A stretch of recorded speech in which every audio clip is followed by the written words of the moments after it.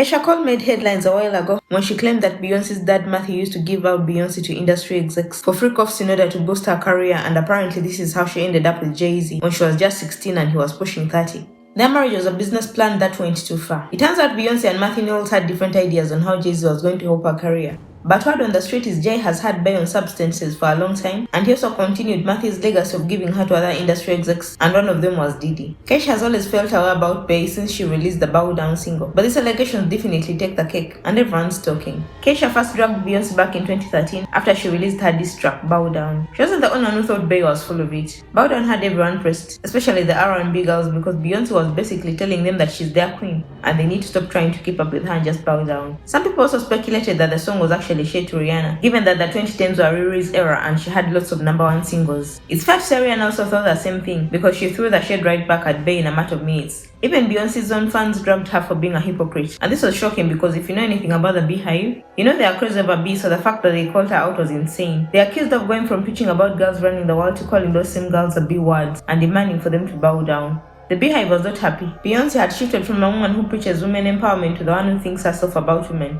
It really was unsettling and didn't go with how she represents herself. But of course Beyonce wasn't apologetic, saying she walked into the studio one day with a voice in her head telling her to humble the girls, and she got in the booth and did exactly that. The reason I put out Bow Down is because I woke up, I went into the studio, I had a chant in my head. It was aggressive. It was angry. It wasn't the Beyonce that wakes up every morning. It was the Beyonce that was angry. It was the Beyonce that felt the need to defend herself. And if this song never comes out, okay, I said it. And I listened to it after I finished, and I said, this is hot.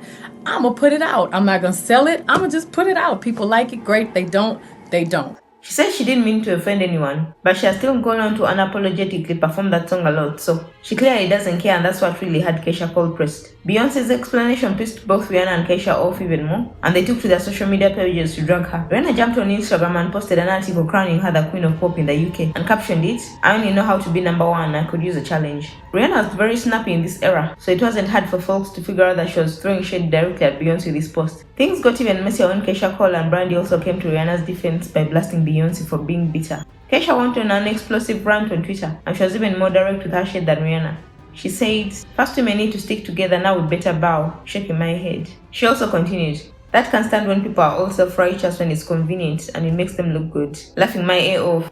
Brandy also had a few things to say too, and she did not come to play. I know that you are a Beyonce fan. I am. You're a Beyonce Huge. fan, and she recently put out her new song, Bow Down. People are talking about it. Opinion is opinion. I think art should be expressed the way it should. Do you love the song? I don't love the song, but I love Beyonce. I have to be honest, you know. You'd think with all the years that have gone by, Kesha wouldn't be as pressed anymore, but word on the street is she still is, and she recently started spreading rumors behind the scenes that Matthew was allegedly servicing B to industry execs before she met Jay-Z, and Jay-Z was actually one of the many men he gave her out to. But Jay-Z wasn't any better because he was allegedly giving her out too, and this was seemingly confirmed by DaBaby when he said he met Beyonce and Jay-Z in Diddy's house for a private meeting. There have also been allegations that Jay-Z keeps Beyonce hooked on nose candy and other substances, so he could manipulate and control her. Her ex-bodyguard Uncle Ron said he saw Jay-Z fill Beyonce up with said substances to keep her under control, so Kesha's claims are in line with weird Hollywood. Jay-Z and Beyonce are rich enough to afford the best in PR, so who knows if we'll ever know the real truth. But these tales are not outside the realm of possibility, given that Bey was so young when she met Jay-Z. Older people who go for young kids are usually looking for someone to mold, manipulate, and control however they want to. I've noticed male and female groomers have different goals in mind though. Generally, husbands tend to look down on, ignore, and dismiss their wives. Think of the man watching TV all day while his wife toils with housework, only to grumble loudly the one time his wife asks him to pop quickly to the store to buy something she forgot to get that would benefit the family. Men are just not raised to think marriage important like we are, because our husbands and families quickly become our identity unlike men. Female groomers tend to go for young boys to groom them into loving husbands. Aaron Taylor Johnson's wife Sam once mentioned they are never apart for longer than a few days. I doubt her first husband, who was older than she was, loved her like that. Male groomers on the other hand tend to be creepier. There are always tales of rape and some kind of abuse. Look at Diddy and Cassie. Anna tells of Jay-Z giving Bey nose candy. It's time to start arresting all groomers. And I just mentioned that female groomers aren't as bad intentioned, but they stunt young boys' growth just as much. What saddens me is as a society, we never help groomed young girls, but complain loudly if an older woman targets a boy. It probably comes from our past history marrying off young girls to old men. Our brains still see it as normal. Imagine how much better Cassie would be now if someone had chased Diddy off of her way back when. Imagine how much better Aaliyah's life would have been if someone had kept R. Kelly and Jay-Z far away from her. I was surprised when people started calling Cassie a gold digger when she first came out.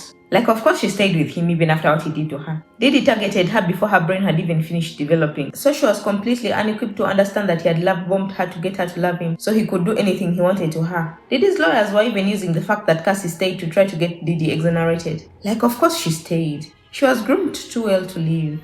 B says she was 18 when she met Jay-Z and that they only got into a relationship when she was 19. But Jay-Z has said she was 16 and there are pictures to prove this. Maybe B can see that she was groomed now that she's older, but it would be hard unless she has received extensive therapy, since groomed people are never allowed to grow into their own. Side note, what do you guys think about how they dress Blue Ivy? Girl is 13 but wears push-up bras and looks 21 with all that makeup. It's so surprising given her mom was groomed and her dad is a groomer who was sued by a Jendo for allegedly groping her at 13, which is Blue's age. Granted, the Jendo dropped the suit, but the circumstances under which she did were suspicious.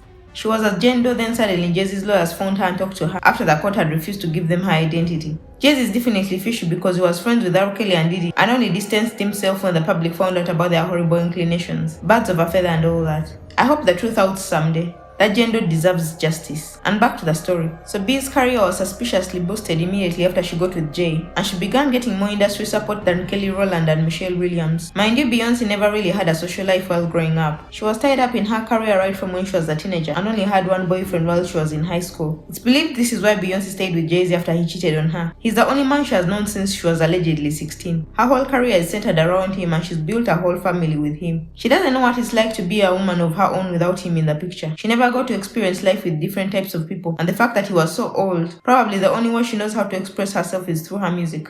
Basing on their age gap and what happens between that kind of age gap, she never got to live her life for herself.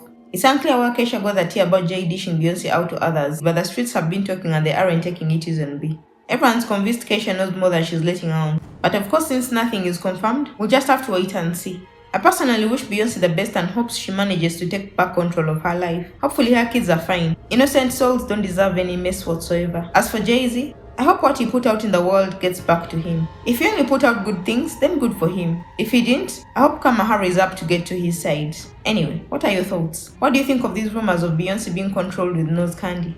Do you believe the wild allegations of B allegedly being given out by her daddy and then Jay-Z? Let me know your thoughts in the comment section below. And don't forget to like and subscribe. Click here to watch this other messy video.